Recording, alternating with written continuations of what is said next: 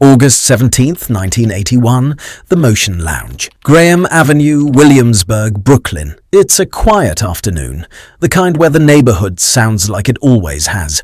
Trucks on the BQE, kids on the sidewalk, pigeons on the rooftops. Inside the bar, a man is standing at the counter. He's 51 years old, captain in the Bonanno crime family, a man who has survived wars, murders, and the kind of paranoia that comes with spending 30 years in organized crime. He is taking off his watch, then his rings, one by one. He sets them on the bar like he's checking out of a hotel. He hands his apartment keys to the bartender. He leaves a stack of cash, and then he says something that no one in that room will forget for the rest of their lives. "I'm going to a meeting. I don't know if I'm coming back." He asks one last favor. "Look after the pigeons upstairs." Then he walks out the door. This is not a scene from a movie. The movie gave this moment to someone else. This is the real story of the man the Bonanno family erased, the man the FBI never saved, and the man who knew exactly what was waiting for him and went anyway. His name was Dominic Napolitano. The street called him Sonny Black. He was born June 16th, 1930 in Greenpoint, Brooklyn, to a family that had come over from Naples. That detail mattered more than it sounds. The Bonanno family ran Sicilian, always had, and in that world, being Neapolitan put you one rung below the men who made the real decisions, no matter how good you were, no matter how much you earned. Sonny Black knew that from the beginning. He grew up in Williamsburg, right across the invisible line from Greenpoint, and he stayed there his entire life. The neighborhood raised him. He never outgrew it, never wanted to. The nickname came from his hair. Blonde, unusual for an Italian kid in that part of Brooklyn. By the time he hit his 40s, it had gone silver, so he dyed it jet black. Pure vanity. But the name stuck. He came up the standard way. Street corners, small hustles, running numbers and packages for the older men who ran the clubs on Graham Avenue. The kind of apprenticeship the neighborhood offered if you showed promise and kept your mouth shut. He showed promise. He kept his mouth shut. By the early 70s, he had risen to soldier under Michael Sabella, one of the Bonanno's most trusted captains, and he had built a reputation as exactly the kind of man an organization needs. Reliable, discreet, effective. Sometime in the mid-70s, he was formally inducted, made man. In the same ceremony, men like Joseph Massino, Benjamin Ruggiero, and Nicholas Santora were brought in, names that would define the bloodiest chapter in Bonanno history. On the outside, Sonny Black didn't look the part. Joe Pistone, the FBI agent who would later infiltrate his crew, described him as polished, unhurried, never performing toughness. He carried his own bag. He didn't yell. He could talk about something other than money or crime. But underneath that calm, the people who actually knew him were clear about what he was. An expert with a small caliber pistol. A man who had already done things most people in that world only talked about. He would kill you without drama if you gave him reason. He just wouldn't make a scene about it first. By the late 70s, the Bonanno family was in a bad way. The actual boss, Philip Rastelli, was sitting in a federal prison cell. And in that vacuum, Carmine Galante had done what dangerous men do when nobody stops them. He took everything. Galante controlled the family's heroin network, a pipeline running through Sicilian immigrants operating pizza restaurants up and down the Northeast Corridor. He had declared himself boss of bosses, a title the other New York families hadn't heard since Lucky Luciano and had no intention of tolerating again. He was cutting out his own captains, ignoring the commission, and acting like the rules that governed every other man in this world simply didn't apply to him. The commission decided he had to go. Genovese boss Frank Thierry pushed the vote.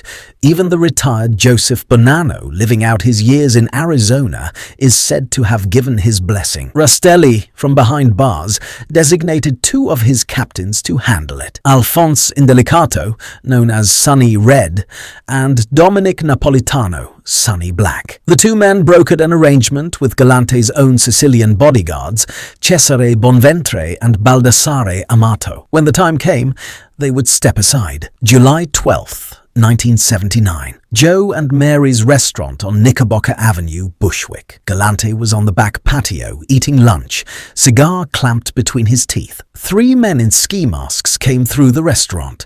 The cigar was still in his mouth when they photographed him dead on the patio floor. Sonny Black's exact role remains contested. Some informants put him in the room, others put him outside running logistics. Either way, the reward was the same. He was elevated from soldier to captain. He took over Sabella's crew. He set up his operation at the Motion Lounge on Graham Avenue, right back where he started, right where he'd always been. But killing Galante didn't end the fighting. It just changed who was doing it. The Bonanno family cracked in half. On one side, Rastelli's loyalists Messino and Napolitano. On the other, 3 captains who wanted Rastelli gone for good. Indelicato, Dominic Trinchera, and Philip Giacone. They were reportedly stockpiling weapons out of a Bronx junkyard.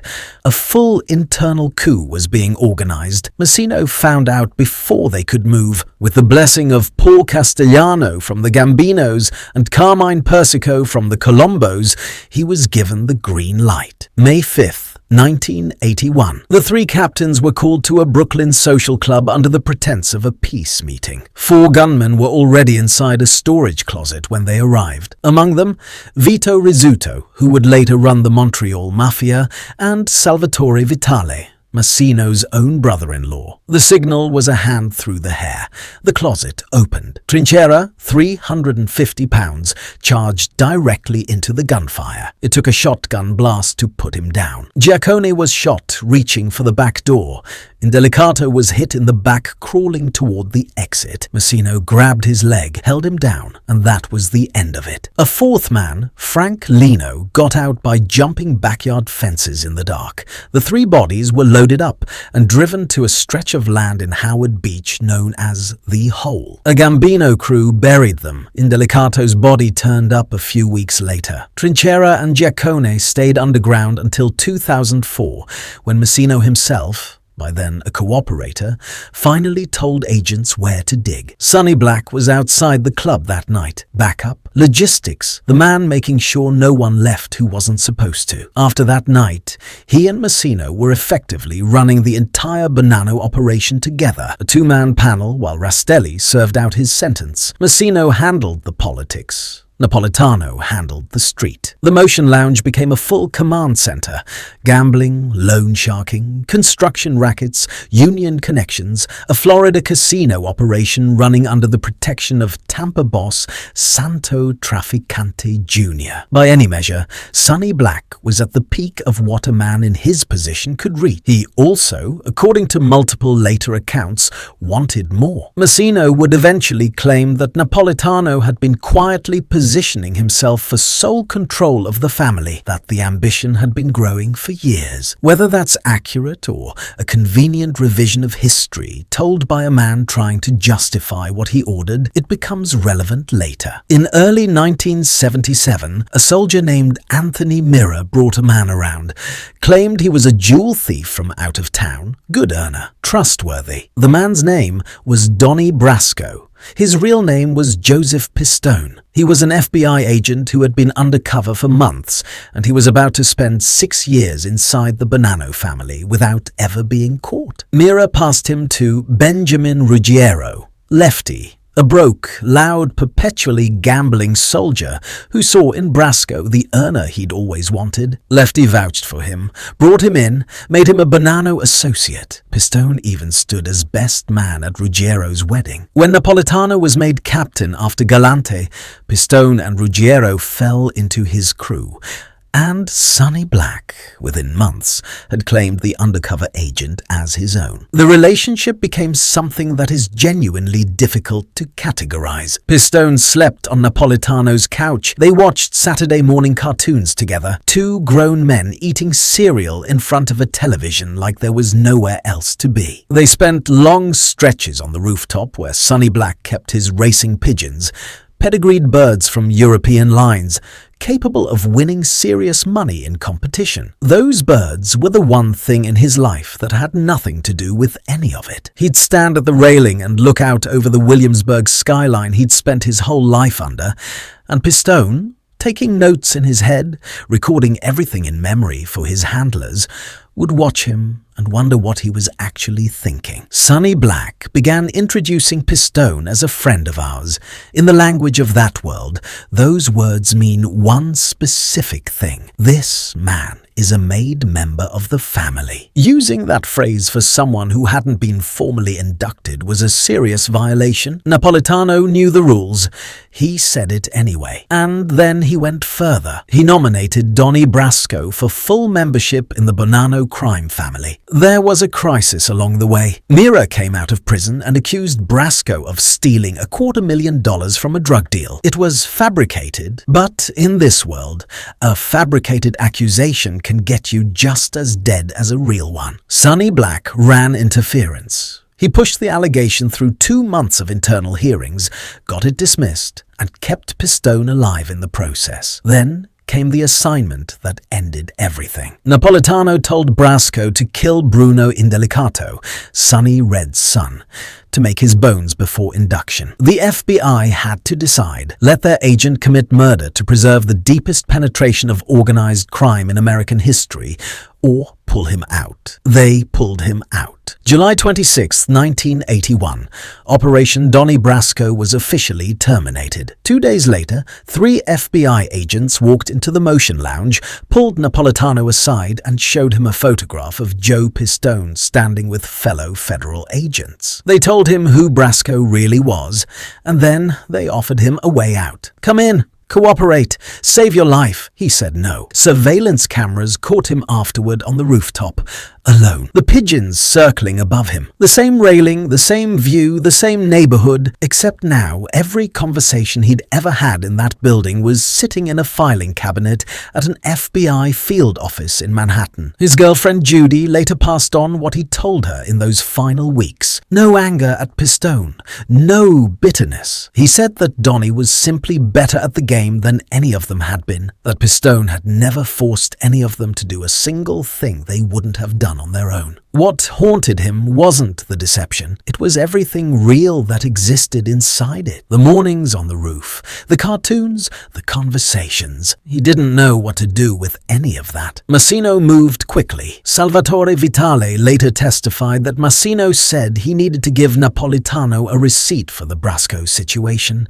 The commission was furious. The Bonanno family was suspended from the table, thrown off the commission, a punishment not seen since the Bonanno Wars of the 60s. That suspension would last roughly a decade, and someone had to be the receipt for it. Napolitano knew. He spent his last 3 weeks at the motion lounge. He didn't run, he didn't call the FBI back, he didn't negotiate. By every account, he was calm, almost settled, like a man who had already made peace with an answer he couldn't change. On August 17th, he was sent for. He took off his watch, his rings, left them on the bar, handed over his keys, left money for the bartender, asked about the pigeons. Then he walked out. Frank Lino and another associate drove him to a house in the neighborhood. Frank Copper was waiting at the door. He told them to go downstairs. As Napolitano stepped onto the basement stairs, the door closed behind him. At the bottom of the stairs, a gun was raised and fired. The shot grazed him. The gun jammed. Sonny Black went to his knees. He looked up. "Hit me one more time," he said, "and make it good." He was shot several more times. It was over. Frank Copper later told investigators that Napolitano died like a man. His hands were severed after death. In that world, that's not random cruelty. It's a message. Symbolic punishment for the hands that had introduced an FBI agent to made members. The hands that had vouched for someone who didn't belong. On August 12th, 1982, a decomposed body turned up in a bag on a Staten Island street corner. Dental records identified it as Dominic Napolitano. There's a forensic question that still hasn't been cleanly resolved. The wound profile didn't perfectly match what witnesses later described, and the FBI itself acknowledged uncertainty in 2000. But the stone in Calvary Cemetery in Queens has his name on it. He was 51. The dominoes fell fast after that. 12 days later, FBI agents intercepted Lefty Ruggiero on his way to what would have been his own execution. They arrested him on the street, saved his life. He didn't want to be saved. He refused to believe the truth about Pistone even after Pistone testified against him in open court. He served 15 years, got out sick, and died of cancer in November 1994. Anthony Mira, the man who first brought Pistone through the door, was shot 3 times in the face in February 1982 by his own nephew, acting on Massino's orders. The logic of the chain required it. He had been the original introduction. The receipt ran in both directions. Pistone's 6 years of intelligence fed more than 200 indictments across multiple families. It was foundational to the 1985 Commission trial. It reshaped how the FBI approached organized crime for a generation. Joseph Massino was arrested in 2003, convicted in 2004 on all 11 RICO counts, including ordering Napolitano's murder. 2 consecutive life sentences. And then he did what no sitting boss of a New York family had ever done. He cooperated. He testified against his own men. In 2013, he was resentenced to time served and walked out. The man who gave the order lived. The man who refused to give anyone up died in a basement on a quiet afternoon in Williamsburg. In 1997, the film came out. Johnny Depp as Pistone, Al Pacino as Lefty, Michael Madsen as Sonny Black. Pistone said it was about 85% accurate, but Hollywood needed its emotional center, and that center was the Pacino character, the doomed, sympathetic mobster with a genuine bond with the undercover agent. The warmth, the loyalty, the tragedy, those things were Napolitano's. They were transferred to Lefty for the story's purposes, and the scene everyone remembers, the jewelry on the bar, the quiet farewell, the man who knew, that was given to a character who survived. Lefty Ruggiero became famous. Sonny Black became a footnote. Every man who was in that basement, every man who drove him there, every man who gave the order, within a few years, all of them cooperated with the government Napolitano had refused to help when it came to him directly. Vitale flipped. Lino flipped. Coppa flipped. Massino flipped. He kept the code.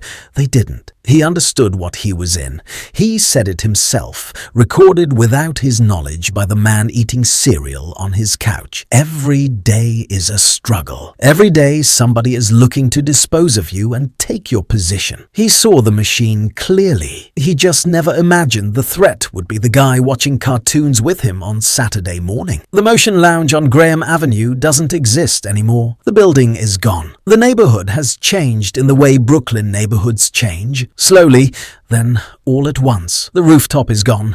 The pigeons were given away after his death. Nobody kept them. Somewhere in Calvary Cemetery in Queens, there's a grave, if the records are right. And if you don't know who's buried there, the stone won't tell you much. It won't tell you about a man who dyed his hair black out of vanity and kept French racing pigeons on a Williamsburg roof. It won't tell you about Saturday morning cartoons or what he said when the gun jammed at the bottom of the stairs. It won't tell you that he had 22 days to run and chose not to.